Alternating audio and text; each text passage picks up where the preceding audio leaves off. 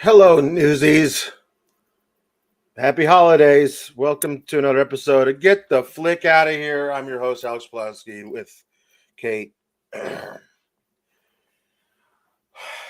Love Fro, I understand. Says, I hope Alex hated this. I'm sorry, Alex, but your pain is my pleasure in this regard. I am so happy that my pain could bring somebody pleasure during this holiday time. Um, it so we are reviewing I think is a misnomer, the Walmart Christmas movie. It is actually a Walmart Christmas web series. Like you can't watch it all at once. You have to watch it in little pieces, but they all add up to a 90-minute movie. Walmart produced this as a sneaky commercial. I don't think they were even being sneaky about it, though. But I mean, it is a fully functional comedy rom-com that several scenes take place in and around a Walmart, but not like the whole. I thought the whole movie took place in a Walmart. I thought that was the point of the movie, was that it featured the main characters worked in a Walmart or were regular shoppers there. I thought that there's one point, spoiler alert, later in the movie where the two main characters get trapped inside a Walmart on Christmas Eve, and the Walmart's not open on Christmas Day, so they would have had to spend like 36 hours in there together, and love would bloom or whatever. So I thought the majority of the movie was just them walking up and down the aisles and say, "Wow, Walmart sure has a great variety of distinguished products." But it's 4 minutes long while they're stuck in the Walmart. Like, I thought the whole thing was going to be about that. I'm watching the beginning of it. Like, the most of the stuff I have to say about the movie is critiques I would make of any rom-com that you would come to me with about for the holidays. Right. Like, don't do this, corporations. Don't do this. Like, it's not a rom-com. It's rom-commerce. It is rom-commerce. That is the tagline, which, like, I don't know what stage of failing capitalism this is, but it's somewhere in there. Here's a movie we made.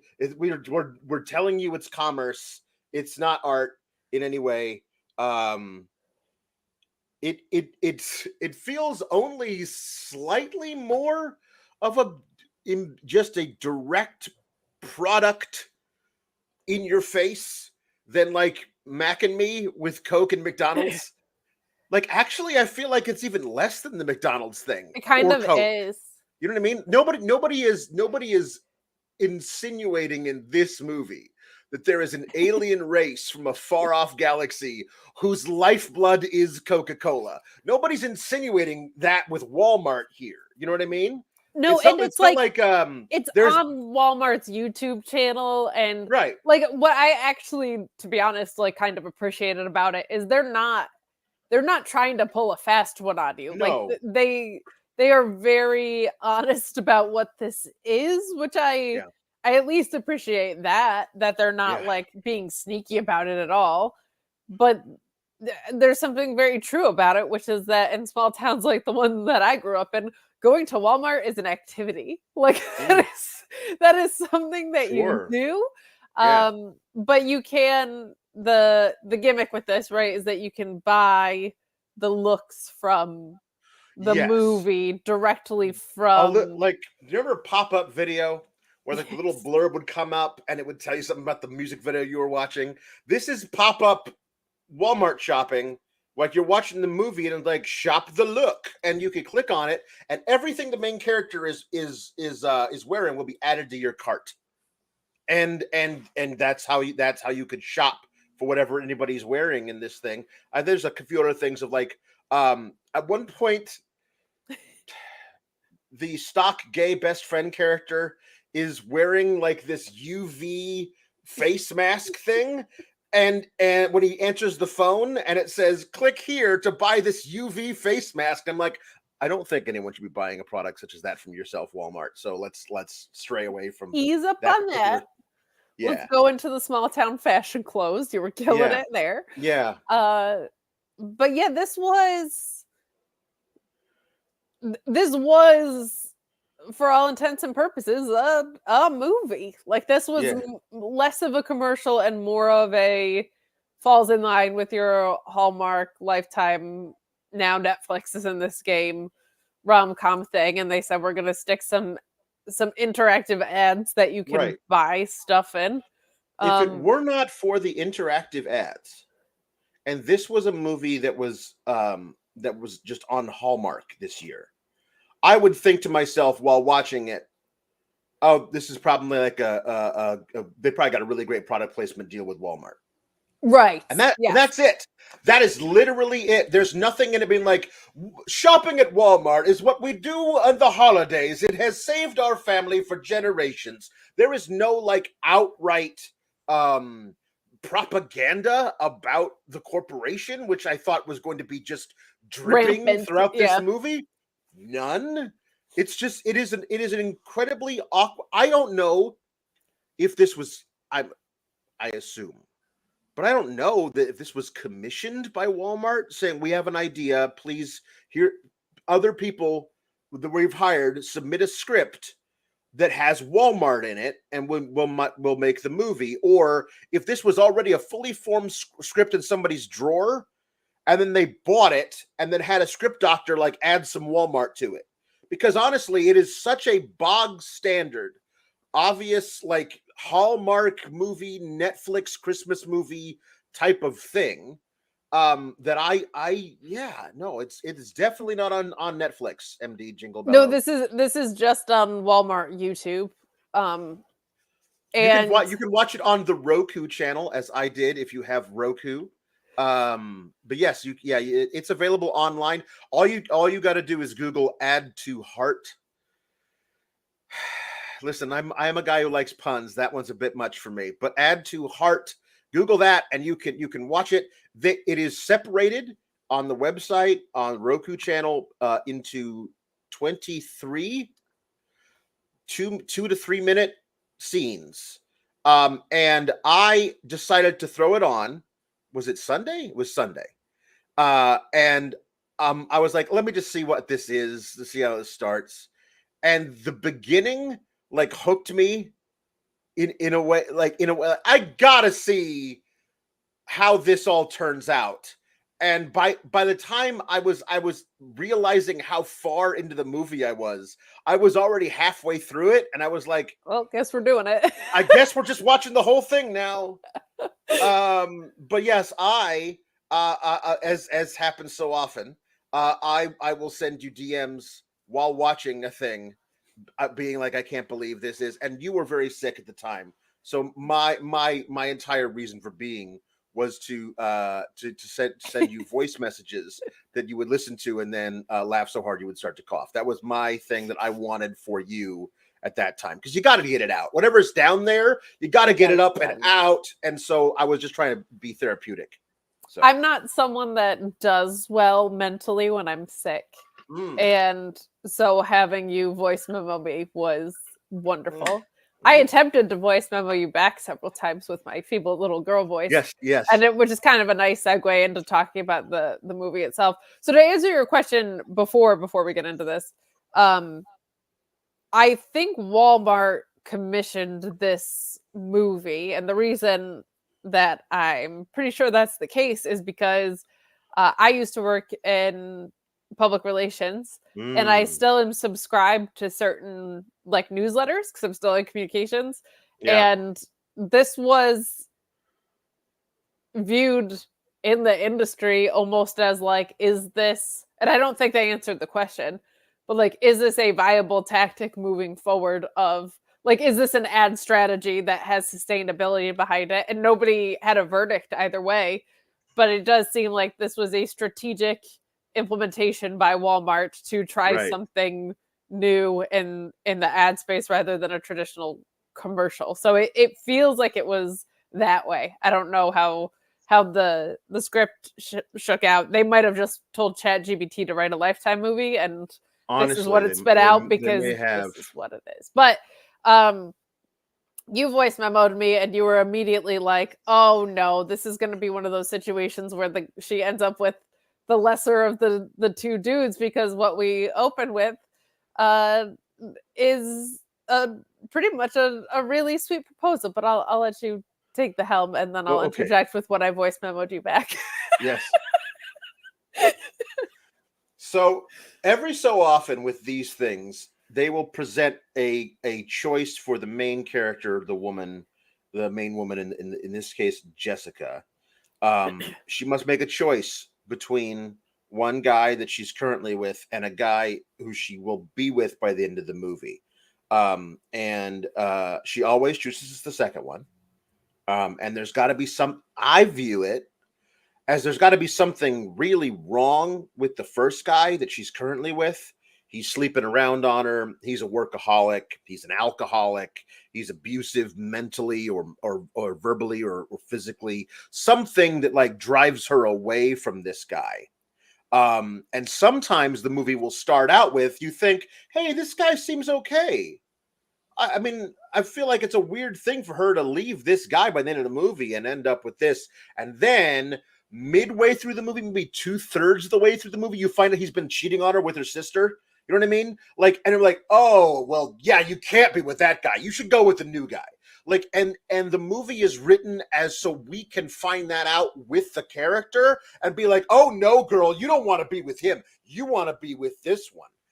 And so I was like, but usually you got to figure out what is the crime that the first one commits that warrants him being left in the dust. And after the first scene, I was like, this guy's got to wind up being a serial killer.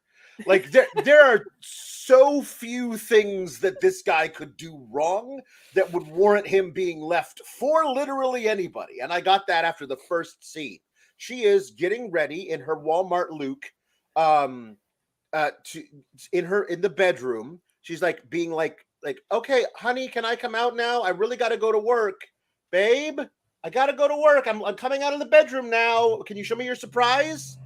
And so she walks out, and there's a drone hovering in this spacious, beautiful, 13-foot high ceilings apartments in Manhattan. And she walks out, follows the drone as it leads her through this huge palatial apartment, through this giant floor-to-ceiling windows on this one side of it, and there's a balcony that you walk out. The balcony is bigger than most apartments in Manhattan.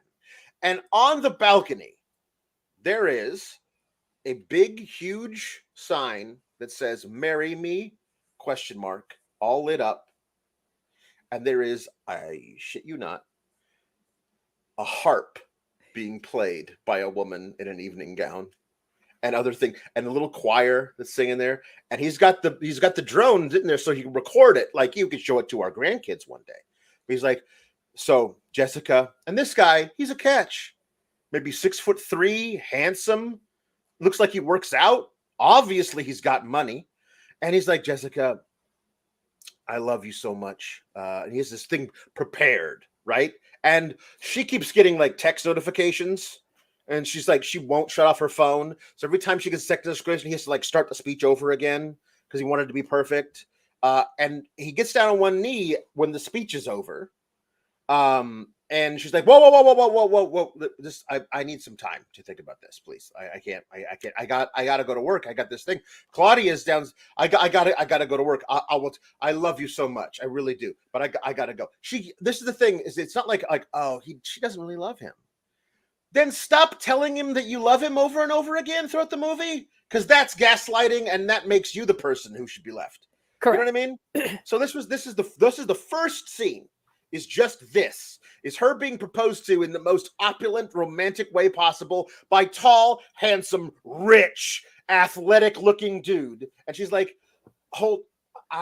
And the thing of it is, we are told that it's only been 6 months. Yeah. It's only been 6 months. And that being beyond the pale, that somebody would ask somebody to marry them after 6 months. So you had messaged me around that point, and I decided, should I just marry this guy? Yes, you should, honestly. And we've determined by the end of the movie that I'm gonna marry this guy. I'm engaged it's to good. And Teddy. Mazel tov. Thank you very much. But because I was sick, my message back to you was, I'm engaged. Look at a 7-year-old girl voice. Congratulations to me. Congrats to me. And this little raspy back of the throat. Congrats to me. I had voiced a message to someone else, and they said to me that I sounded like Marcel the Shell, which we reviewed on here. Like, hello. It's true. Very, very romantic proposal. I would say it is a little much for 6 months, but the appropriate response is not, oh, my boss. Oh, my boss. Oh, my boss. I watched this. I was so upset because I was going to message you when I was watching this, but it was when Twitter went down, so I couldn't DM you. Oh, no. So I was so bummed, but then I had to take Miss Daphne to the vet this morning, and I was like, while I'm waiting, let me make sure that my notes make sense, because I tend to have notes that are out of order and don't make sense. And I was like, I can watch this on like half speed. This is perfect. Right. And you lose nothing by watching it at half speed. No. At double speed. Yep. And watching this particular scene in double speed made me hate her more, because it's just like phone. I'm like, put your fucking phone down. You're just watching the most romantic proposal and her being like distracted like a jerk. But to your point, she gives essentially a non-answer. She's like, this is a little overwhelming. I have to go to work. But she doesn't articulate like, I love you so much. This feels too soon. She's just like, I don't, I'm a brunette with French bangs and a job. Like, that's just basically it. It was like Zooey Deschanel vibes, but like way, or not. No, that's not right. Yes. Zooey Deschanel. Yeah, Zooey Deschanel vibes, but like turn the quirk factor way down. But everything, the frame with the bangs and the thing, and I'm a working woman in New York, but it was like, no quirk. Get rid of the quirk. Does not play a ukulele. Like not way. Like that kind of a thing. She could never. So that is how this whole thing starts. Chapter 2 of this 23-part thing is we meet her boss, who's very type A, Claudia. She does interior design. Now, the movie cannot seem to decide if Jessica is Claudia's personal assistant / gopher or top lieutenant in an interior design firm, because there's this penthouse each apartment in Manhattan that wants new lighting, and they have hired this interior design firm to do it. And that job of designing and implementing all of the lighting has been given to Jessica, who has done it and did it in a way that maybe her boss would not have approved of, but the client loves. She's now a rock star in this company. She has done the right thing. She made a choice. The choice worked out. This is going to lead to more business for her boss. But then the next thing that we see is the boss being like, okay, so you're going to do all these things while I am vacationing for Christmas. You have to pick up the dogs. There's a dog that you must sit with them while they eat, and another one that you do not look in the eye. You're gonna pick up these things, pick up the dry cleaning, do all this stuff. You and your mom are gonna house sit like you do every year at my apartment. But no parties. Like, my mom and I house sit for you every year. Have we ever thrown a party? Just saying, blah, blah, blah. And then the boss trips and falls and I guess breaks her ankle. Yeah. And so she will be laid up in bed through the duration of Christmas. So there's nowhere for you to house sit now. So we got to find a different way of doing things. So Alex, just one small clarifying thing. Yeah, right? Yes. It's a small clarity, but it's really important for the e-commerce aspect of this movie. Yeah. Mm-hmm. Yes. So she was in charge of the lighting at this penthouse. It is holiday lighting. There's a tree. Mm-hmm. And all of those decisions got approved by Claudia, except for the pop of color, which are two lamps that are a nice blue shade, which you can purchase at WAL-MART.com Those were not Claudio's. Like, I didn't approve any sort of color. Because But then the entire client apartment is white. it. The entire apartment is eggshell. Yes. And so she has given these. There, it is. I Except did for not these recognize sea blue accent lamps, which you can buy at your local Walmart. The tiniest amount of blue. Like, it's so little blue in these lamps, and it's like, almost a neutral blue. I love like this pop of color. It doesn't pop. Like, it's just a very Nope. neutral, easy blue. Yes, yeah. I didn't approve blue lamps. What? But so she anyway, the next scene starts with apparently Jessica has fallen asleep while keeping watch over her ottoman. On an ottoman in a giant because also her boss is incredibly wealthy as well, like, who has like a very big interior design firm, must have one because of the lifestyle that she leads. So she is now doing great, you know what I mean? And like, they want it to be Devil Wears Prada so bad, but that's just not how interior design works. I don't think. No, I don't think so either. But anyway, I think also I wonder, like, what the field of interior design must be so niche now, because everybody can literally go to Wayfair.com or whatever and be like, I like that, I like that, I like that, and it gets shipped right to them, as opposed to, I don't know what kind of look I'm looking for. Maybe like some Art Deco or maybe Nouveau Riche. And even just like everybody has Pinterest now too. So if you're just like, oh, I want my room to be sage green, but I don't know how to accent it, you just go to Pinterest. You just figure it out.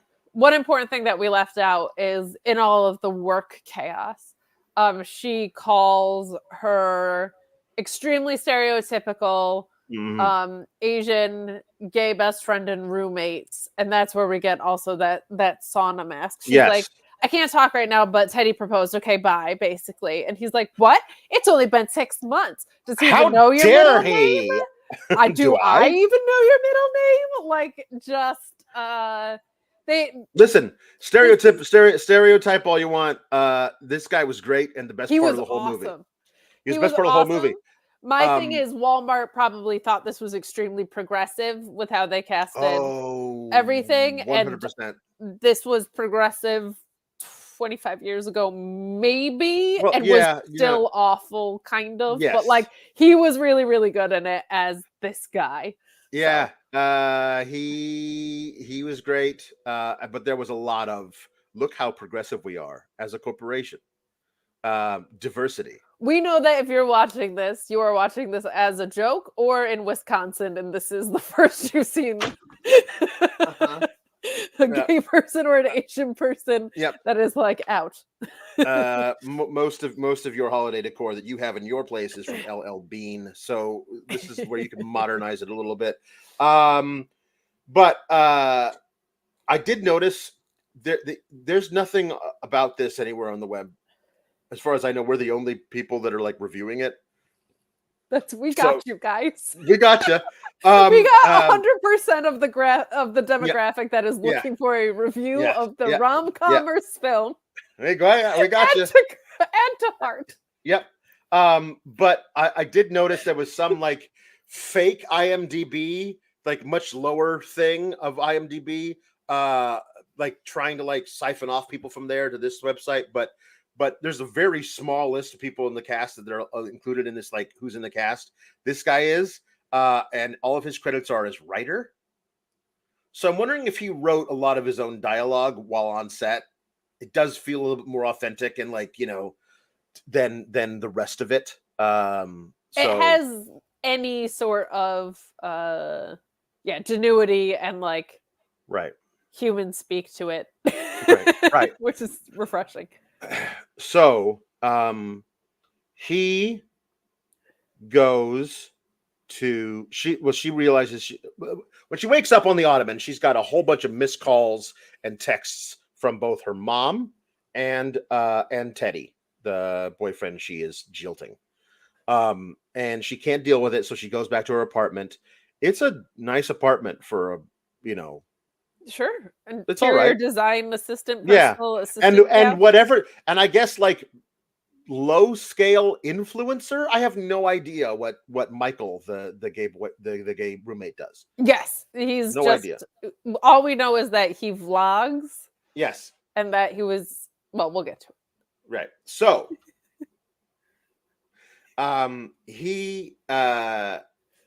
Teddy shows up at the apartment. As you would, because he proposed to her and she was like, LOL, maybe. I don't know.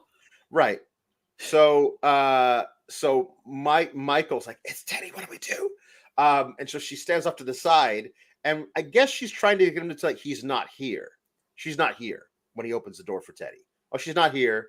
And then he keeps looking very obviously at somebody standing next to him. Like, she's in the shower. No, you're not in the shower. She's getting dressed. No.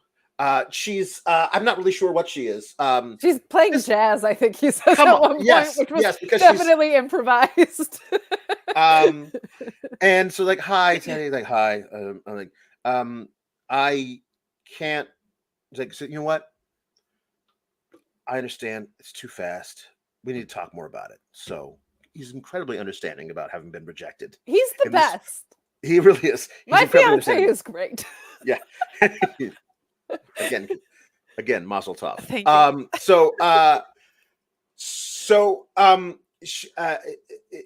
He says, you know what? Come with me home for Christmas. Come with me to Connecticut. Meet my parents. Meet my parents. Maybe that'll help with the whole thing. You know what I mean? With us getting to know each other and all that kind of stuff. And getting to know each other, but like making it not feel as fast. Like, I can't marry you. I haven't never met your parents yet. Like, what's the next logical step? Yeah, right. So, and she's like, I can't. I can't. I have to go home. I have to go home because my mom. What'd she say? Like, fell off a ladder or something? I don't know. She said something weird. No, doesn't she just say like stained glass, cookies, whatever? Yes, whatever. Yeah, her mom needs her to help her win the best cookies at the Winterfest competition, and so I have to go home. It is never stated where home is. Ohio? I don't know. Like, it's Midwest. North enough that there's snow on the ground, but not super far from New York. I don't know, but just take a plane there. Does have to take a plane, and there is a phone call that happens a little earlier where she says, the mom says, "So what's the deal? Are you picking me up at the airport?" Right. And she says about that, Claudia, because she broke her ankle, I'm not house sitting there anymore. And her mom says, does that mean you're coming home? Yeah. And she is like, the static is breaking up my whatever. And then she hangs up, and the friend. I forgot they did the. Oh, mom, you're breaking up. And her friend is, he's going to Miami at this point, and is like, wait, aren't you from like a super cute town? Like, why don't you just go home? And he's like, oh, it's not what, it's who. Like, who's there? That is why she doesn't want to go home. Obviously. We don't really find out anything about that, but so that exchange just happened. So when we fast forward to, she just leaves everybody on red. She's like, I don't know if I'm engaged. I don't know if I'm coming home. Make a decision, woman. So she, talking to Teddy, is like, oh, I have to go home. Cookies, stained glass. Her mother's a wonderful artist too, we find out later. And he's like, I get it. You've rushed it. We'll circle back after the holidays, because he knows she's such a workaholic that she's using her corporate speak. He's like, take a beat. We'll revisit this. And she's like, thank you. Yeah. God, he's so great. Why can't I just love him the way I want to love him? I'm swooping in. In the trailer. There was a trailer. There was a trailer. It was a minute long. In the trailer, you see the mom and it's not identified that's who she is in the trailer. She says, "Oh my God, does it mean you're coming home for Christmas?" And I was like, older sister. Oh yeah. Because there's no way that's her mom. No. Like, no chance. Unless she had her when she was 10. Like, it's like she looks great for whatever age she actually is. She was a freshman in high school and something happened. Yeah. Maybe that explains why there's no dad in the picture. Again, we never find out why there's no dad. There is a possibly dead dad. There's got to be a dead parent, as you say, in all these movies. It's either a dead parent or a dead spouse, and we don't have a dead spouse, so I can only assume by process of elimination dad died. Teddy is dead to her, so that is true, and in her heart is dead. Clearly, in her heart is also dead when it comes to Teddy. But anyway, I did not. I was like, this is every time I was like, there's no way. She looks 35. Like she congrats to that actress for having fantastic skin. Yeah. But anyway, so there's a scene at the airport, I guess LaGuardia or Kennedy, JFK, and she's like in line to like get her flight to her home. She's like, I don't know what to do. And we see Michael and his fellas. They're gonna go to a swim up bar. They're gonna do all this stuff in Miami. It's gonna be great for the holiday. And then she's standing there for a little while, and then Michael like sidles up to her wearing like a romp him, like one of those things, and like sunglasses. He's obviously only dressed for Miami. And he like comes up. He's got a little neck pillow, and it's like, well, I decided that I can't let you go alone, so you have to be there for moral support. And she's like, "Oh, thank you." Plus, my flight got canceled. So, then you hear like the airport announcement or whatever. Yeah. She's like, "Oh, yeah." So this is a unnamed small town, Midwest-ish, that is big enough to have its own airport and small enough to have only one place to shop and one Uber driver. The airport, I will say, gave me vibes of what my actual hometown airport was, which had 3 gates. And there was, I also flew out of an airport in a small town in Pennsylvania where the person who took your bags was also the person who led you to security. It was one of those. And we meet the most unnecessary character in the film. Yes. I will say my parents have a very small airport in their town. 75,000 people live in that small town with an airport the size of what you are describing. And there is more than just a Walmart there to shop at. There are lots of corporate places you could shop at, but it is very funny. They're like, he is vlogging on Instagram about how cute the airport is because it's so small and quaint. Yes. But again, towns of 5,000 people, which is what this town is, do not have their own airport. You know, right? Yes. So that is the thing. Anyway, the unnecessary character is her former art teacher, who is the only Uber driver in town. No. We find out her luggage was lost. Oh, right. That's right. And we meet Alexis Styles, and I decided her middle name is Jane, so she could be AJ Styles, which is the most interesting thing about her. Yep, that's right. And that was an old high school rival, which and let me tell you, no reason comes into play later. Their styles do clash. It's true. This is a former rival from high school who I thought was going to play a major part in this film and does not in any way. No. And it's not even worth mentioning her other appearances in the reason that I forgot about her was because I would have just skipped over her entirely, since there's no reason. There's not a thing like it's insinuated that maybe in high school as well, not since, but in high school as well, she dated the former high school boyfriend, but then he broke up with her and started dating Jessica, our heroine. But that's never spelled out. There wasn't like there was no No. It's just we didn't like each other when we were in high school. We are now in our mid-20s and have not grown up anyway emotionally, so we're still stuck in that.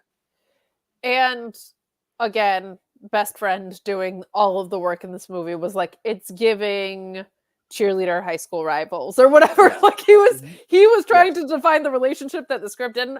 I would not have even stopped you if I hadn't thought of my cute little AJ Styles joke. Yes. I would not have. There's no point in her being there. No. But yes, so her luggage is lost, which comes into play in no way really later. No. I thought it was going to have the reason why they had to go. It is Walmart. It is why they go to Walmart the first time. So there's like 3 trips to Walmart because that's the only place you can go shopping in this town. That has its own. Wait, do they go to Walmart before they go home? Yes, because they have to. because all he packed. All he packed was. This is the other thing. His luggage is fine. But his luggage was supposed to be on a plane to Miami and somehow got rerouted from that plane, which was canceled, into another plane going a different place. There's 0 chance his luggage made that transfer, but her luggage gets lost somewhere and didn't get on the plane to begin with in LaGuardia. So I thought Alexis AJ Styles was going to come out with to like, no, we don't want them, but like in her clothes later, like she had stolen the luggage. But they do say that her mom was supposed to pick them up, and she got a flat tire. She got a flat tire, right? But she could change it blindfolded. Right, that's right. You can change it blindfolded because she doesn't need a man in her life, I guess. We never find out. Dead, divorced, never was around because she got pregnant at 15, decided to keep the baby. I don't know. So this is where. Okay, This is where mom meets the only black man in town. Yes. Who runs a coffee cart. And he's so cute. It is an incredibly small town. I cannot tell like the idea that she would not know this coffee cart exists and have never seen if she's like such a huge coffee fan. There's no Starbucks in town. I don't know where she's getting her coffee from. Yeah. So like this would be the place to go. So anyway, they meet cute about the flat tires. Like, you want some help? No, I think I got it. I can see that you do. Well, there's a free coffee for you over at my coffee cart, and they have a meet cute and whatever. And she's like, oh, well, very handsome man. And then the son comes up. His son, who's like 12, is like, he helps me in the coffee cart when he's on winter break. My mom says I'm very industrious. So we're like, oh, your mom. Okay. And then she walks away like she's like, oh no, I was going to get married to this man I just met. But now that I realize he's already married, I guess my dreams are dashed. It is, yeah. He's super cute. And I will say I did like the line when he asked her how she takes her coffee. She goes very seriously. I thought that was kind of cute. But yeah, the your mom was like so out of pocket dramatic. But he's obviously hitting on her. Yes. And like not like hitting on her in a way that like, oh, he's just a flirt. But he's definitely making moves for 3.5 straight minutes, and then the son comes into it and says, "My mom." He doesn't have a ring on his fingers. So if I were her, I would just like assume this guy who's 50 is probably divorced. You know what I mean? Divorced, or like, hey, my husband is either dead, divorced, or ran off. Right. Maybe his wife is either dead, divorced, or ran off. We're not going to find out here in this movie because we don't do that. But like, you're literally in the same situation if you can't be right. No, can't do I would be like, he's pretty young to be your son, because that kid looked like he was about 9 and this guy looked about 50. So maybe like, I don't know, like maybe, I guess not too terrible. No, the age is all over the place in this. All over the place. Anyway, so while that is happening, and explains why Julie, the mom, cannot be there to pick him up at the airport, they have to call a rideshare. There's one. This guy happens to be her now retired art teacher who picks her up, immediately recognizes her. Oh my God, how's New York? You must be a big star there by now. we all thought you and Javi were gonna go there together and wind up married. What are you here to see Javi? And Michael's like, who's Javi? It's like, shut up. So this is like, oh my god, that's the who you don't want to be here to see. Yeah, it is that. It's like, can we add one more stop before home? Can we go to Walmart so we can, it's like, I don't have my luggage and he only packs stuff for Miami. So they go to Walmart to shop for clothes. And at Walmart, she meets the Walmart elf. Holly, who is she? There's a big sign there. She's like texting back and forth, or she calls Teddy, who's like, I'm decorating the Christmas tree in front of the fireplace and wishing you were here. I love you. I can't wait to see you after the holidays. Really sweet thing. I hope you have a great time at home. And she's like, oh yeah, bye. Love you too. Love you so much. I love you so much. I'm telling you how much I love you, but I really don't. That's really weird for me to do this. Bye. Click. I love you so much. I have no problem making an extremely rash decision in about 7 scenes from now. Bye. Yes. So she's like, oh my God, just somebody send me a sign. And this point, she walks into a giant cardboard sign shaped like a woman wearing a Walmart vest. And then a woman who looks exactly like the sign steps out from behind it and says, hi, I'm Holly. And there's a little magical, there's like this sound. And it's like, oh, she must be some kind of supernatural Walmart elf. She became my nemesis through this entire film. In the DMs, I got that. Oh my God, there's a Walmart elf DMs, which were fantastic. No, this is what she says. Is Santa somewhere living in this town? And I sent back via voice DM. No, but there is some sort of Walmart elf. And then later I just sent you, I think 3 times in a row. Mind your own business, Walmart elf. Especially because we were rooting for Teddy the entire time. And at that point, you were really rooting for Teddy because I hadn't watched yet. But you were like, why would you not go with the first guy? I don't get it. I think at one point I said this guy will have to end up being Teddy Bundy. Yes. He will have to end up being a serial killer. But so while she's there, it's like, how do you know my name? Because she knows Jessica or whatever. And like, are you here looking for, she lists off various products you can find at Walmart or love. And like, wait, where do you go? Hey, I'm following you. And Holly is moving way too fast through the whole thing. And she winds up walking right into an aisle where is Javi, the high school boyfriend.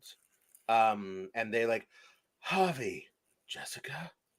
And then they stand there looking at each other for like, I don't know, 28 seconds of the runtime of this 3-minute scene.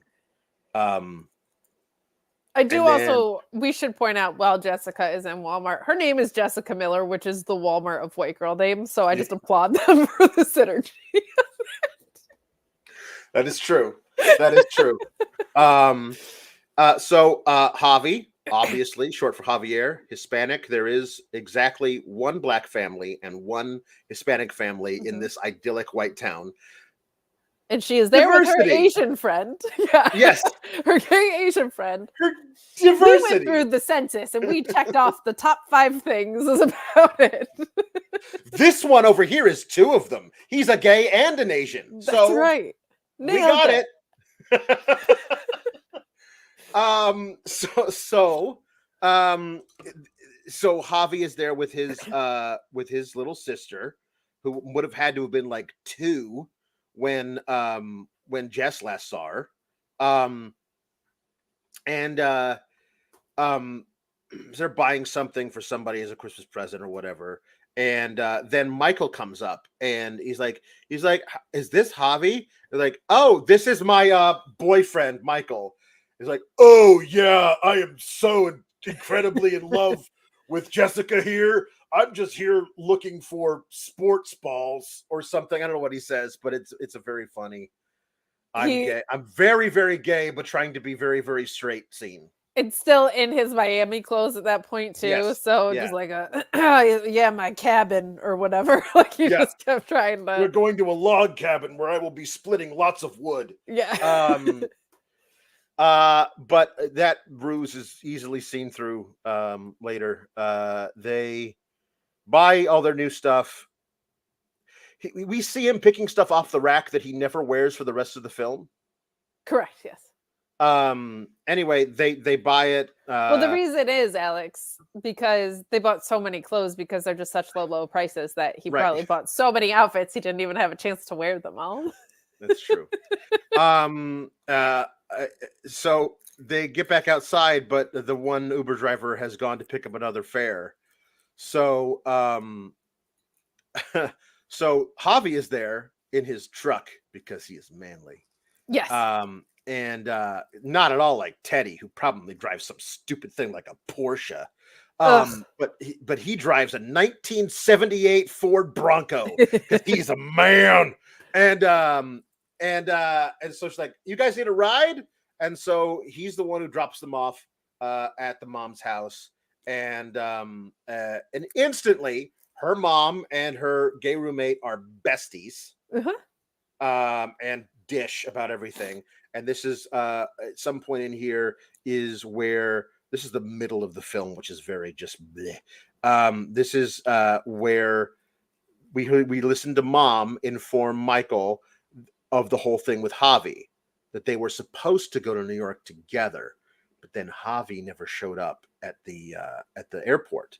Like, she planned the whole thing, she bought the tickets, and like, that's the other thing. She bought him a ticket with her money, and he didn't show up at the airport. Those are non-refundable. Like, that's money she could easily have used moving to New York and just vanished. And by the way, good for her for still getting on the plane. A couple of other things of note. We meet Javi's little sister, Isabel, as well. Right. And they are having a Noche Buena party. That's right. Which they invite... Every year, they invite the entire town to their big Christmas Eve party. To the big Christmas Eve party. But yeah, so we find out that they had kind of planned to take this next step in their relationship. And the mom and Michael, the friend, are having that conversation without her in the room. And... and then we have her texting Javi to say thank you for the ride because they drove them back. Right. And I was like, you have his number? Do you still have the same phone from 7 years ago? I feel like you definitely wouldn't. So you definitely would have also deleted the number after he stood you up at the airport. We just didn't see her get the number out of the local phone directory that is this thick. Yes, of course. It's 6 pages long. Yes. And then after she does that, Teddy calls again because he's, a normal guy who proposed to a girl and wants to know what's going on in their relationship, probably. Yeah. But yeah, so that all happens too. And then small town things happen. Alex? Yeah. I believe the next scene is at the little farmer's market Christmas Kindle Mart thing that they have there, where the mom is making eyes at the movie tells us 6 months is far too early to propose. Right. But a total time of being in the presence of somebody of 4 minutes is enough to shack up with them forever. Yeah. Because that's what the mom Julie and whatever the name of the one black man in town who runs a coffee cart, they're immediately smitten with each other and definitely going to wind up together forever. This is where he asks her out and clarifies that it's a date. And her response is like, I don't know, dating sucks and is exhausting and whatever. And then he makes some cute comment and she's like, okay, it's a date. Yeah. Yeah. Yep. And this is where she finds out that he's actually not married. It's like, thank God. Now I can date you, except for the fact that I hate dating. Like, it was this weird thing of like, I don't date, I won't date, I can't date, I shan't date. But I was very concerned that you might be married, so I couldn't date you. Well, are she's two things that do not exist at the same time. She just has very conflicting feelings for this guy who owns a coffee cart that she met for like 4 minutes. Yep. Yes, exactly. But he's great. I was like, go out with him. He's a really good guy. I just feel like, it's cute. It's very. I just feel like the movie is very stringent about the amount of time that you can date a person or know a person before these boxes are checked off in the relationship. 6 months is far too early in a relationship to get married. But having been in the presence of somebody for a total of 4 minutes is locked up. We find out that he spent the night after their like second date. Right. I figured out what it is, and it's just that she has more life experience because she had a baby at 15. Right. So her maybe just hastens it. Right. You know what I mean? So Jess is distrustful of Javi, doesn't want to see Javi, doesn't still is has pent up feelings, whatever. But at the same time, she ends up in the gazebo that he is decorating for the big Christmas lighting the night. And he needs help, Alex, because he promised it would be breathtaking, but he doesn't know what he's doing. He promised an interior designer. He is a contractor. He has no idea how to hang lights because he's a contractor. So but he's like, I promised my mom. It's like, oh, well, you definitely got to get it done then, because she knows how much of his mom is a slave driver. We meet her later. She could not be the more sweet as a person. Yeah. So this idea of I have to do this or my mom's going to kill me. I feel like that's not a thing in this movie. I'm sorry. So we get a decorating montage. No. Even at the heart had a montage. And they hey, don't look at me like that. Like what? Like that. Like the way you're looking at me. Well, don't you look at me like that. Did you ever see Walk Hard, the Dewey Cox story? Yes, sure.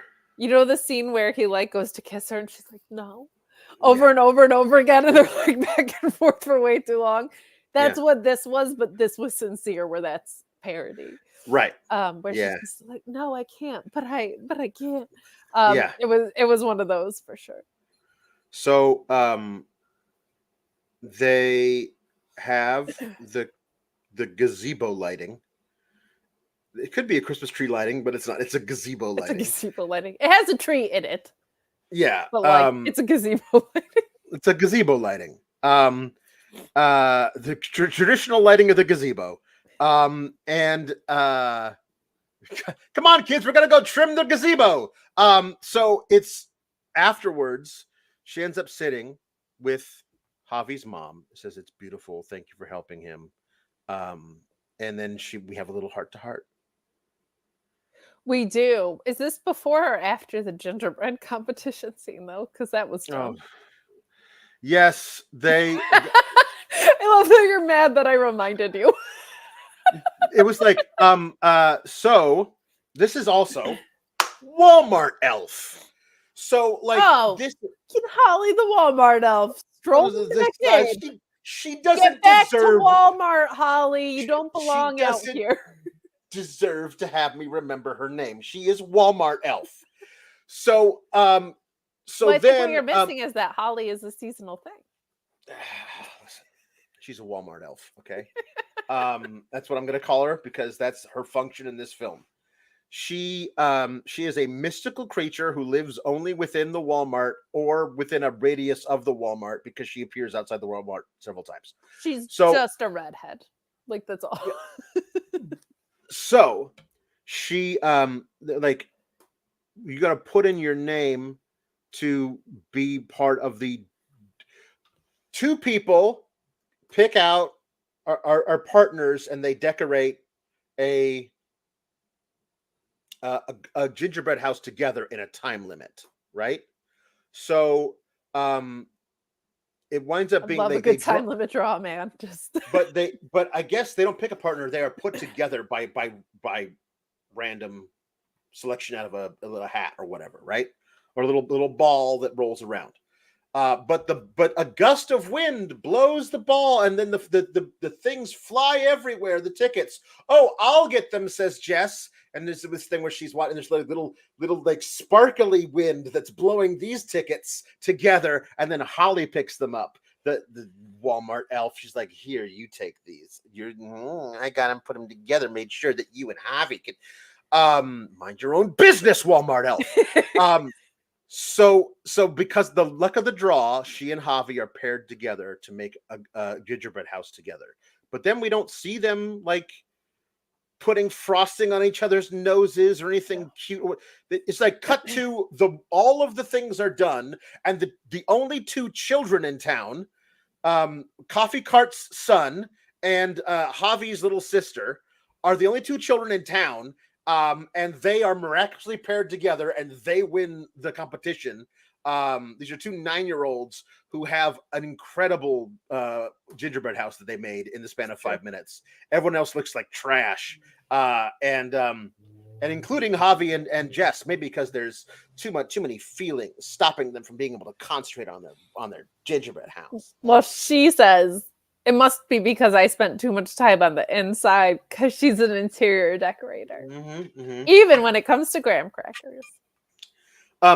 Traditionally, there are no interiors to gingerbread houses. Nobody actually does that. So that was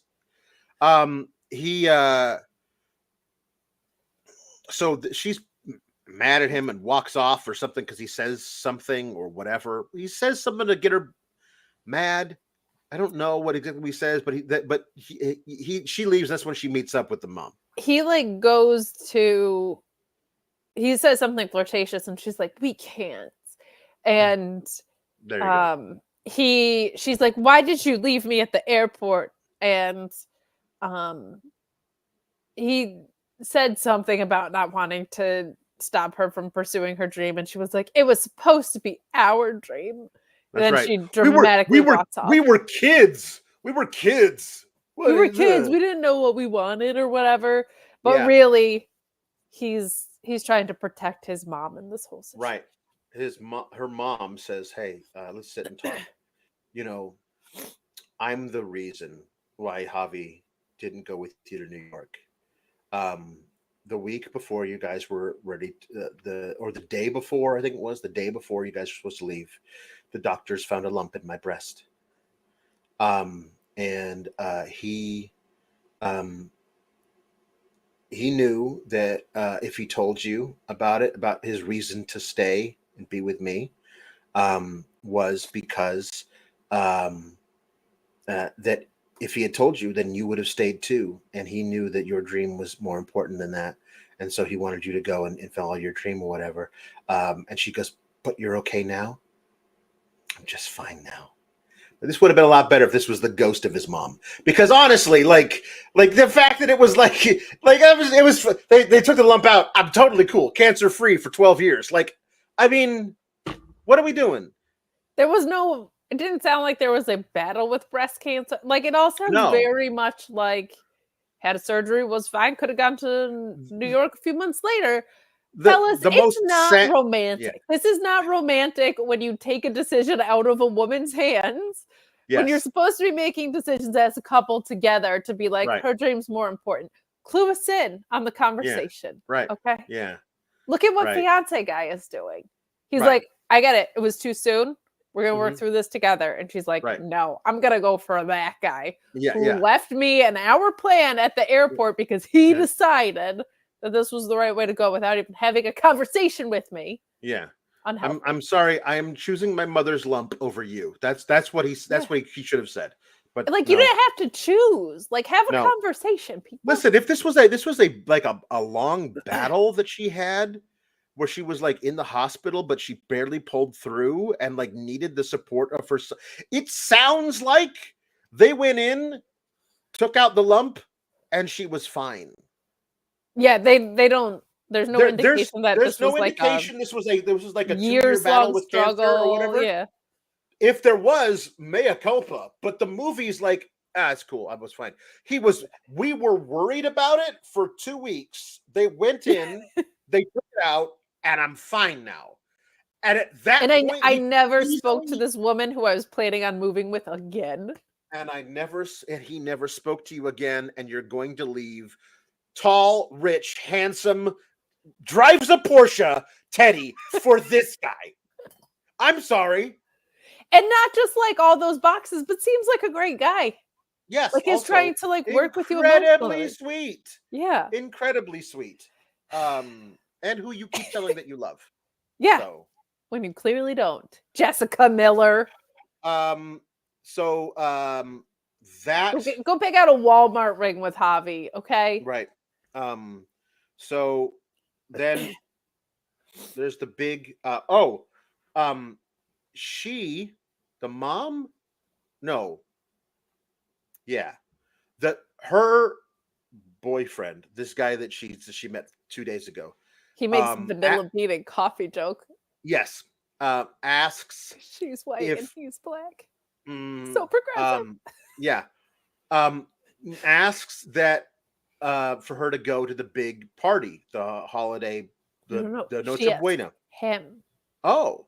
And then he makes a joke about how, I don't know, dating's really exhausting and blah, blah, blah. He quotes her that she said to him at the beginning, and she is taking him serious, which means she is a idiot.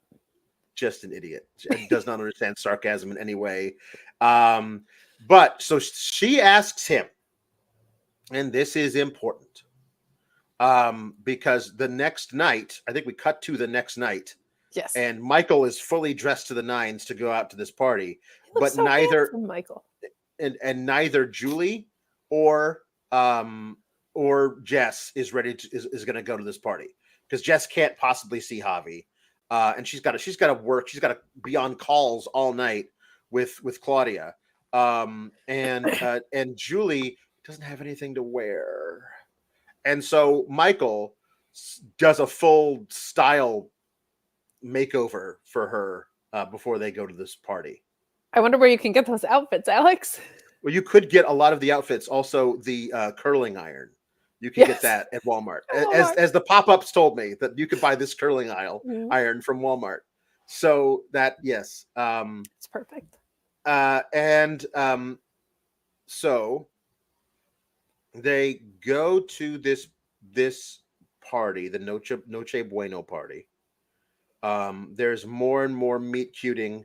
They continue to cute and meet cuting with the Julie and coffee cart guy. So that's progressing. And boy, does it. Yeah, we'll talk about it. And then there's Holly the elf comes strolling back in. Holly the elf shows up on the doorstep of Holly the Walmart elf shows up on the doorstep of Jess with a bag full of clothes. And she's like, "Here, Merry Christmas, teehee. I won't tell you what it is. Just kidding, it's a dress. Bye." And because but it's the also Walmart gold open-toed strap shoes, which you Yes. would not wear in a snow climate. No. Why would you wear open-toed shoes in this climate? There is only well, it's because they filmed this in the summer, so that's why. But sure, but like no, I get it. Yes, you would not. There's no snow falling from the sky. There's just a tiny little dusting of snow perpetually over all of the non-walkways in town, just like grass gets covered with a little bit of snow. But so the fact that the Walmart elf showed up at your doorstep with a bag of clothes does not mean you have to distrust all of your instincts and go to the party to be with Javi. You don't have to do that. You don't. It's true, but she also is learning that she needs to separate her life from work, which she will do entirely very soon. Spoiler alert. Yes, she will. So she goes to the party and she starts snooping around the house. Yes. Which seems really inappropriate. She gets a call from Claudia, her boss, and has to step into another room because it's too loud. And the room she happens to step into is Javi's room. By the way, he is... they're somewhere between 25 and 30. Well, that's what I was like, is this his childhood room? Like, and his parents just kept it? lives Or does with he his live parents. there? Yeah, Okay. but, I mean, he doesn't. He shows up later for Christmas morning. He walks in fully dressed, having driven from somewhere. But like, it insinuated that he also stays at his parents' house most of the time. Yeah. His dad is a contractor. He is like the top foreman. Like that is the relationship he has with his father. But she sees all these pictures there of them, that's still on the wall and being cute together and everything, and so maybe he still has feelings for me for real. And Maybe we never fell out of love. Now that I Yeah. know this about his mom, yeah, which I was never clued in on, and he just right. left me at the airport and never spoke to me again. But whatever, that's all fine because I Yep. found a snow globe of the city in his room or whatever. Didn't you Right. find a snow No, globe? that's Like a the Lego thing? no. Later he makes her a Christmas gift that is a snow globe of Manhattan with his childhood treehouse in Manhattan, like above Manhattan. And he makes that for her after this next scene, which is that she's in his room and looks outside and sees something that makes her light up. And she walks out there, and there's a treehouse built in this big tree. And it's got lights strewn throughout it or whatever. And she walks up into it and she's looking around, and I'm like, you totally lost your virginity in this treehouse. Like just the way she's walking through this whole thing and like touching the walls and reminiscing. It's this treehouse is definitely more than a treehouse to her. And so yeah, so that's what it was. Out. Okay, there's a skyline of New York that is made of Legos, right? Which gets fashioned into the snow globe later. There okay. you go. That's what I'm with you. So she's reminiscing, and he walks out, and she sees him out, and she's like, "It's still standing. Pretty good construction. Like, yeah, you did a good job building it. It was your interior design that really made it like it's like plywood. This must be where you got started. I think yes, at some point, yeah. And so it is, and then his dad walks out and says, "Hey, we're out of eggnog, I think." Yep. Or something. Can you run to the store? Make yourself useful, kid. Make yourself useful. Run to the store so I can get back on the dance floor. He just seems like a cool dad. He does. And so he's like, "We got to go back. Got to get more eggnog because what's a party without eggnog?" But Alex, where could I find eggnog at this time of night? There's only one place that's open.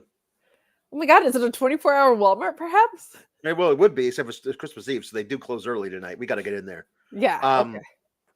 So we find this is also where they have a little argue about like it was a stupid dare. It was a silly dare, is what he says about them when they were kids. So we find out that the thing they used to do when they were kids, they would play truth or dare with everything.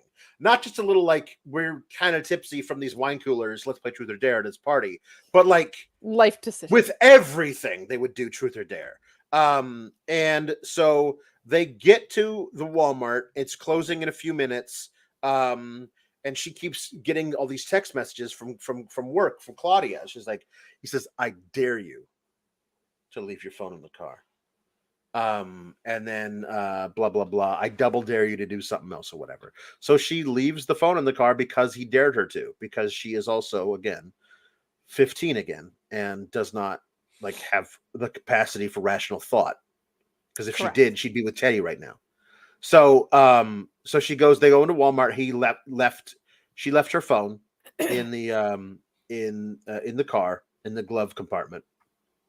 And they go in there, and we see Holly, the Walmart elf, spying on them from within the aisles. There are a lot of other people in this Walmart, as the Walmart says, will be closing in 5 minutes. Until it's inconvenient. And then all of the sudden, 30 seconds later, all the people are gone and all the lights shut off in Walmart. Correct. Because Holly has done this. Because Christmas made the Walmart, and she is skipping through the now empty parking lot, saying, "I love this job." Working at Walmart and shutting people inside, or Santa's helper, or are you like Cupid 2 months Santa's early? What Walmart helper, obviously. what are you? Walmart elf is not a job description. Who are you? Get out of everybody's business. And Also, like, I'm gonna say Jessica should have been a little bit more alarmed that Holly just showed up to her door with an outfit for a party. At least she was not like, who, like, what Walmart employee that knows where I live, right, giving me a dress for a party I said I didn't want to go to. yeah. But anyway, this one's a little bit more subtle. So they find out they're locked inside. It's locked. They can't get out. Mm-hmm. She doesn't have her phone, and she says, well, now you have to call somebody. And he said, no, I left mine back at the house. So they're stuck in there all day. So he says, no, Michael will notice we're gone.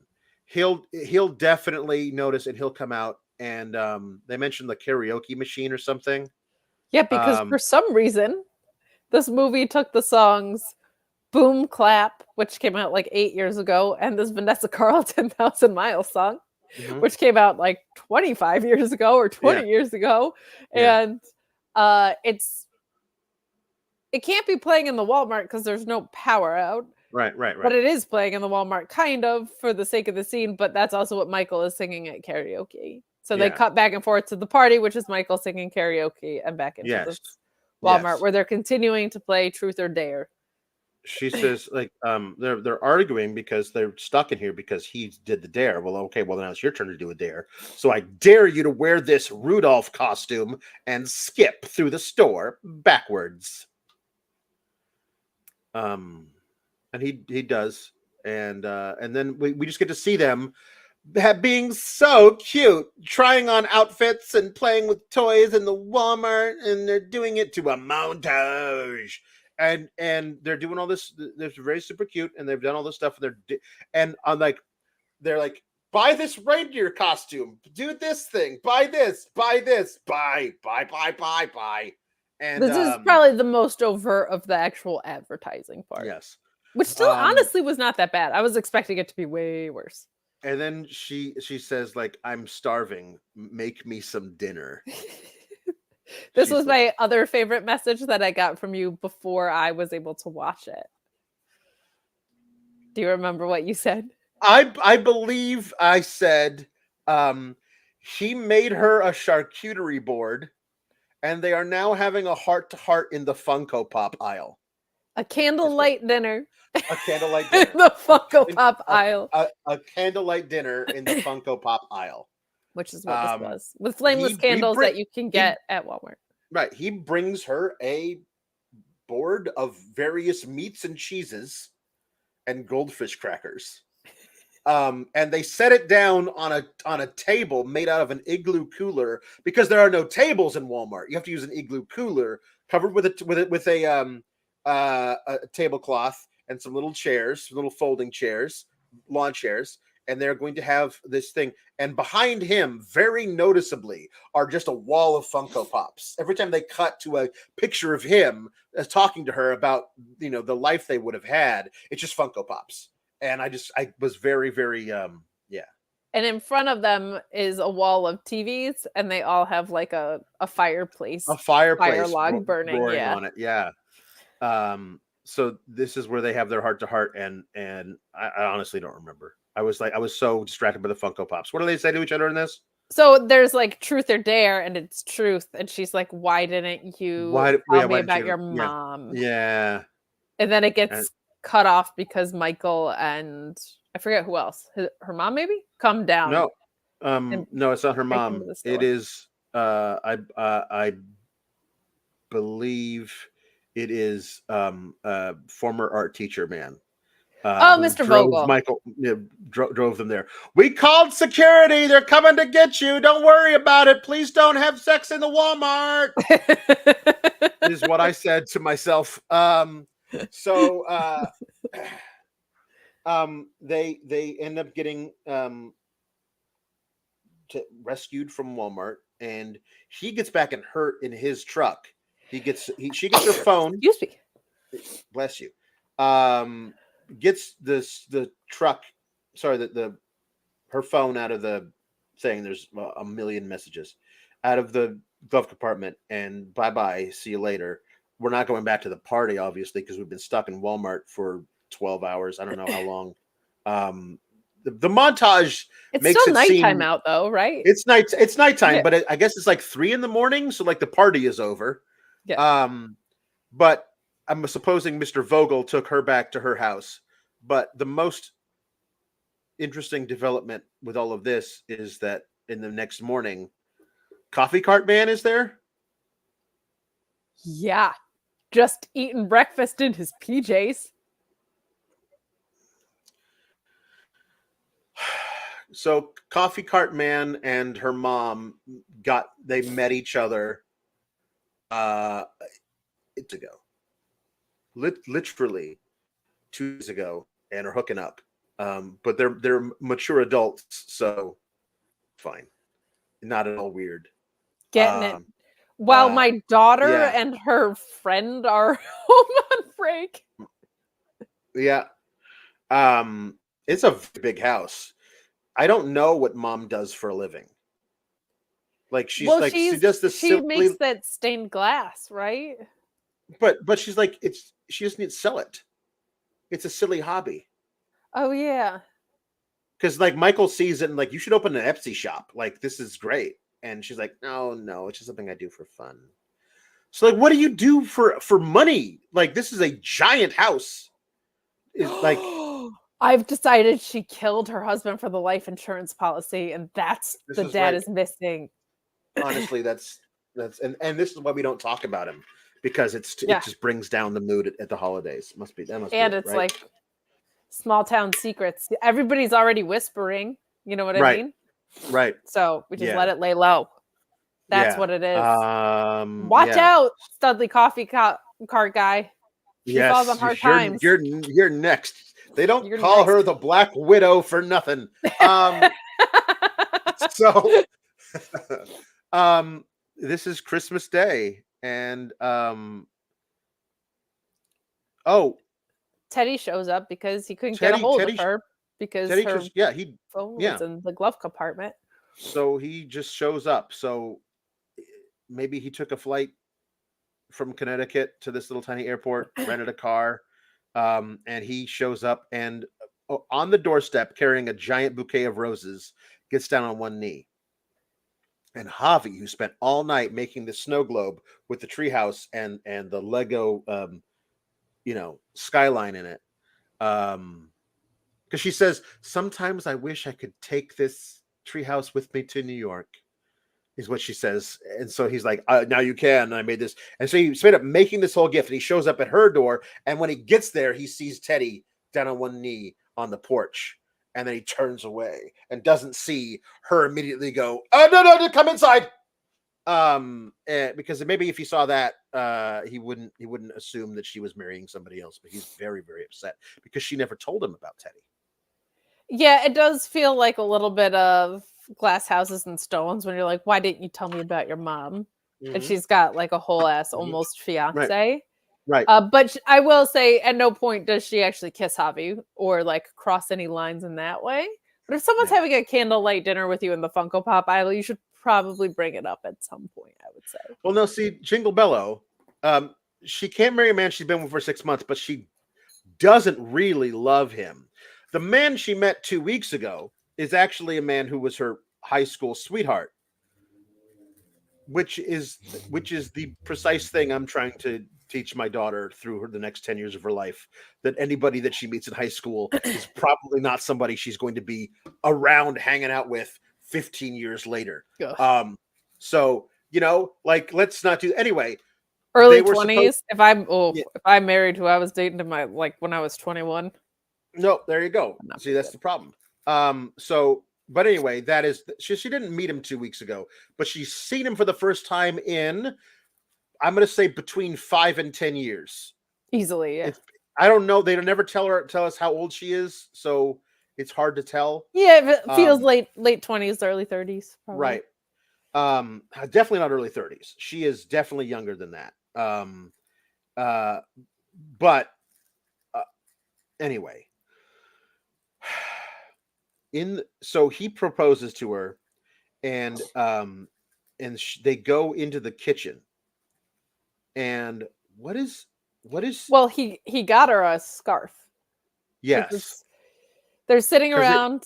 he She got her invites him in. They're exchanging gifts. He got her a scarf that is a cashmiracle, because Claudia was always wearing one like it, and she's remarked and a you number of and times. you always talk about how inspiring she is and how you want to be just like her.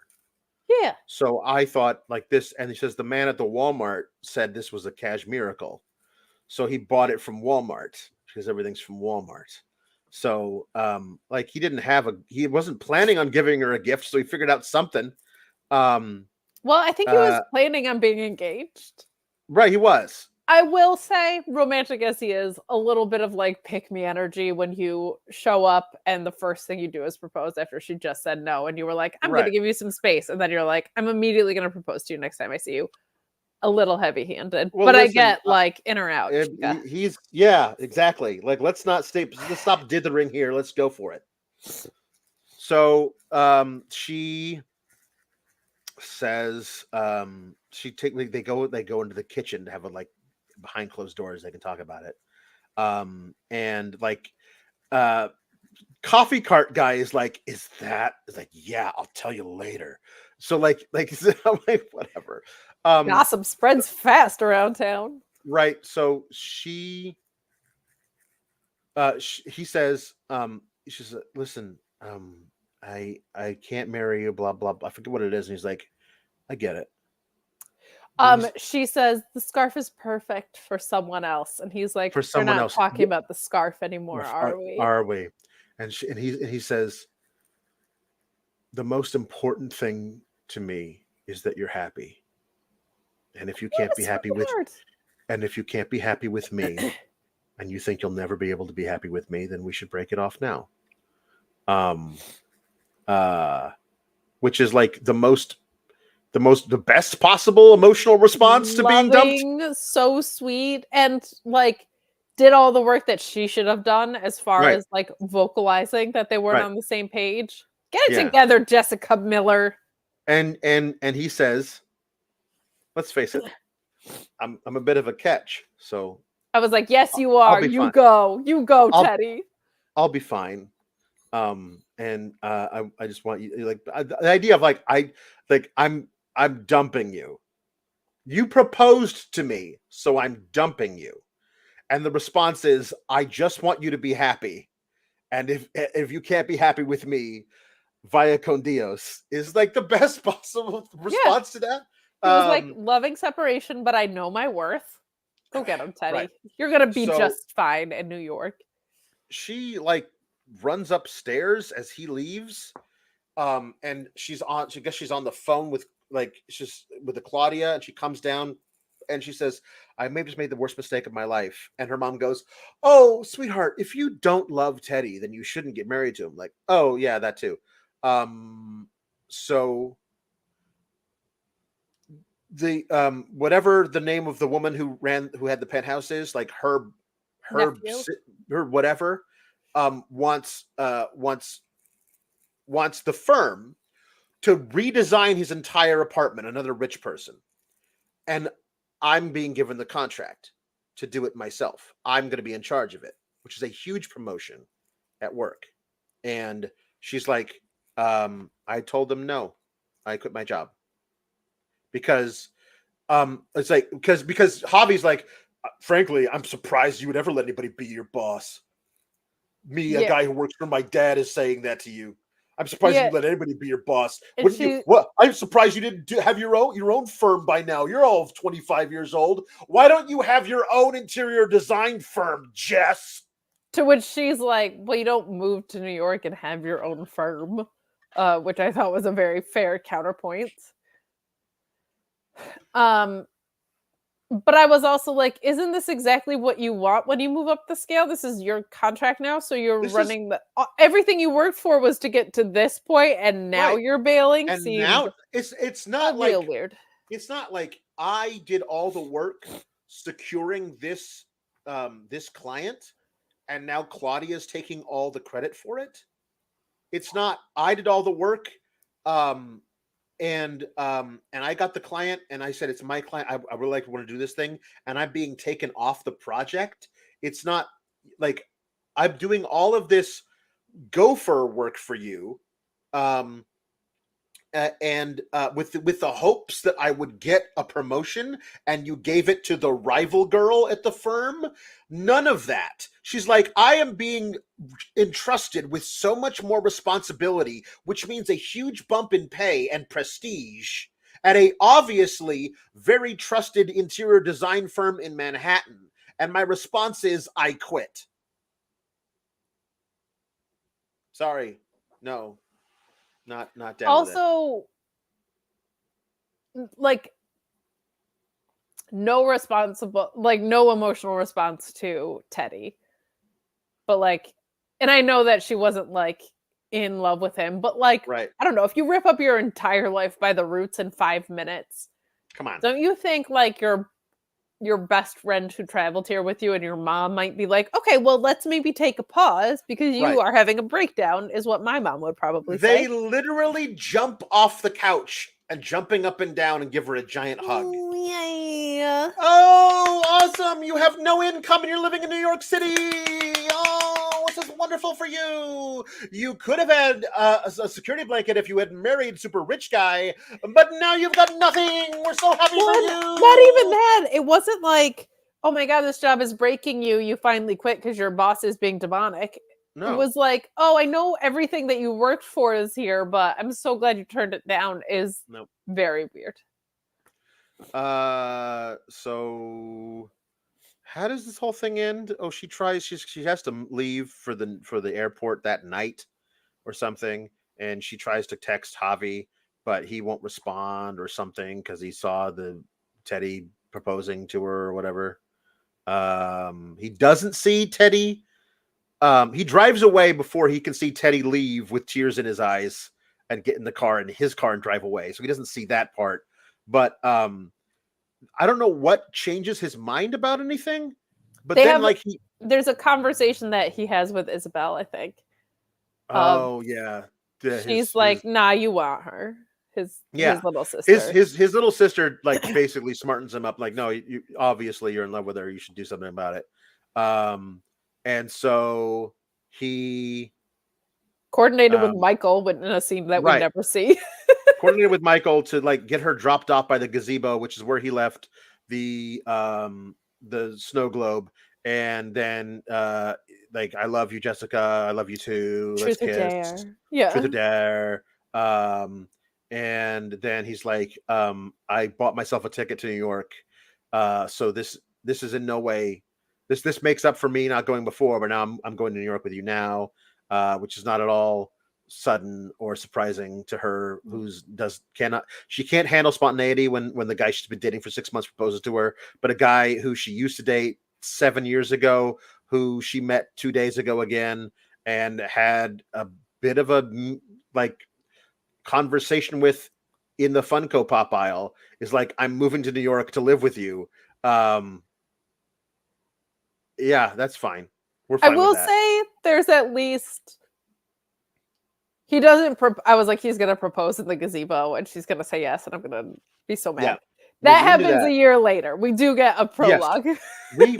we get the epilogue where she is now a year later opening her own interior design firm, and her former boss, who is now, I guess, her major rival in the field in New York, who will be poaching clients from her anytime she possibly can, comes in to say, I'm so proud of you. Like, it's all in silence because there's music playing. And there's like the way that everyone's doing a slow motion, but she's giving a big hug and she's, I'm so proud of you, whatever.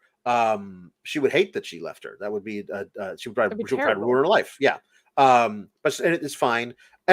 Everybody from the small town who matters has flown to New York to participate in the ribbon cutting for her thing, which happens in the middle of the night. And Michael is vlogging in the selfie mode and sees behind him that Javi is holding a ring. And she's like, oh my God. It's like, shh. So we never actually see him propose to her. Correct. So my hope is that she does, and she says no. That she's just never going to get married. That at least it would be consistent. You know what I mean? I'm I looking don't forward want to the this. sequel next year. I am a career woman, and I will never be married. I Because cannot we never have see him it all. propose to her. So yeah. We don't. I was also like, because the conversation when she says that she quit her job is, does that mean you're moving back here? And Michael says, like, how could you live without me? Like in a joking way. I'm like, did they go to New York and then they moved back to this town? Like I initially thought, like, did they open up an interior design business? Because that would make more sense that the entire town was there, but then Claudia flew in or whatever. Right. But then when the movie ends, we see them pulling away, and it's like very clearly the streets of New York. Oh, very clearly New York, yes. But yeah. Right. So yes, coffee cart guy, who I guess probably by now is certainly married to the mom. Obviously. And coffee cart guy's 9-year-old son, and Javi's entire family, including the little girl, they're all there. Yes, to celebrate. Everybody with a named character, except for the art teacher. Like, why didn't the Uber driver get to fly in? Come on, he people. Should have. But they all no Holly the Walmart elf either. Although she was on a billboard in a bus stop right outside the thing, so she's there. She winks while the billboard version of her winks.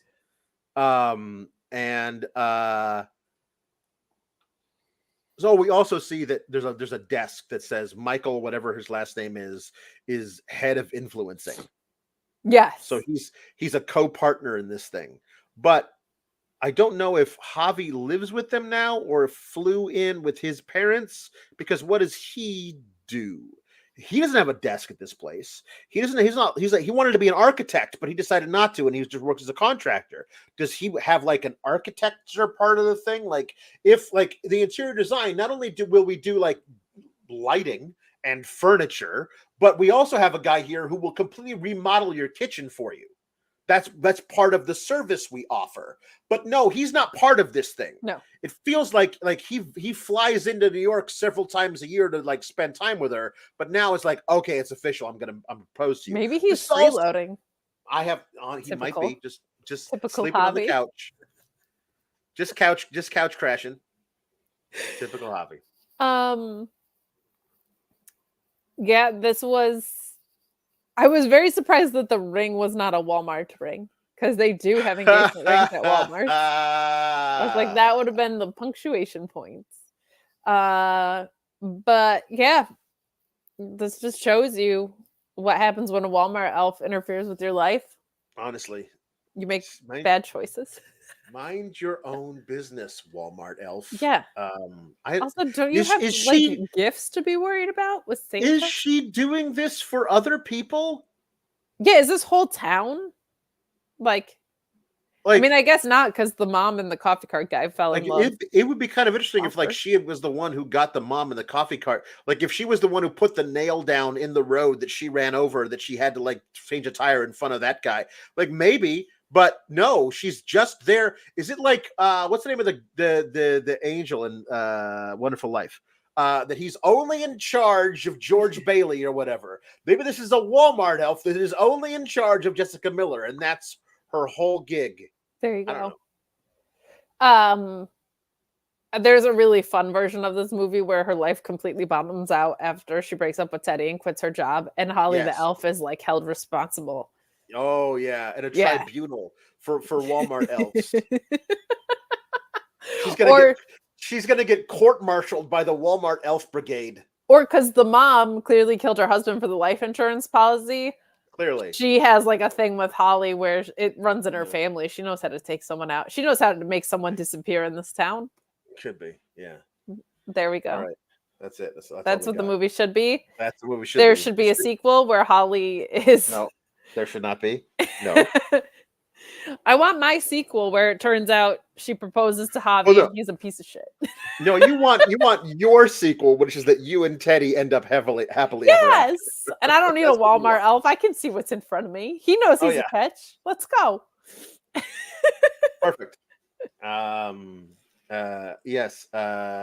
Not only will I get the flick out of here on this, I'm getting the flick out of here on this concept, because this is the beginning where they think they can get away with, like, a few times in the thing. Shop this look. Wouldn't you like to buy this UV mask for facials? If they do this next year, it's gonna in every scene. Pop, pop, pop, pop, pop, pop, pop, pop. And like that's gonna be what movies are now. Walmart's gonna buy Netflix, and every Netflix movie is going to have all these things you can buy in it. Like that's at most 5 years from now. I will keep only one chapter in, which is you have to see them have a candlelight dinner in the Funko Pop aisle of Walmart. That you have to see it to believe they did it. I don't know if the concept works because I maybe Walmart just doesn't have nice enough outfits, or I have a different style than boring ass Jessica Miller because I'm a fashionista, obviously. Yeah, you are, obviously, as am I. So. Yeah. But I didn't feel compelled to click out and buy anything. Right. So I don't know if this works. I will say it was not nearly as in your face as I thought it was going to be. So right. And they didn't pretend. So I give them credit for that. They weren't like, oh, weren't we so sneaky? They were like, this is literally rom-commerce, as they called it. Rom-commerce. But it wasn't so interfering. There's nothing you need to see, and there's also just better versions of this movie on Netflix and Hallmark and Lifetime, like where they're more stupid, so you have more to laugh at, not with, but at. Yeah.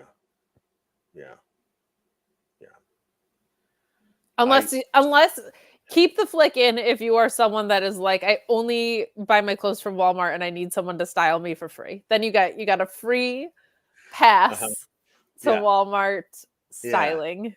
Yes. Yeah. Before we go, I wanted to throw this up there from Bored Dude. It says, good morning, y'all. Love starting my Friday with this show. Today marks 16 weeks sober from booze. Hell yeah. And my favorite time of year is in full swing. Let's effing go. So congratulations to you, Bored Dude. That's awesome. And this is not the easiest time of year to be sober either. So be extremely nice to yourself in the process. But that's awesome. We love hearing that. Congratulations. Yeah. If you thought just because Christmas will be in the rearview mirror next week that we will be done with Christmas, no, because Kate's in charge this week and is just saying we're going to do all of the most Christmassy things in the world next week. And then the following week, which will be firmly in January, we've got another mostly Christmas movie that we're probably going to do. So by February, I promise no more Christmas stuff. But up until then, honestly, it's up in the air. Well, Alex, you've been so brave during praying for my own December. That next week we'll tell the people because you've been such good boys and girls this year.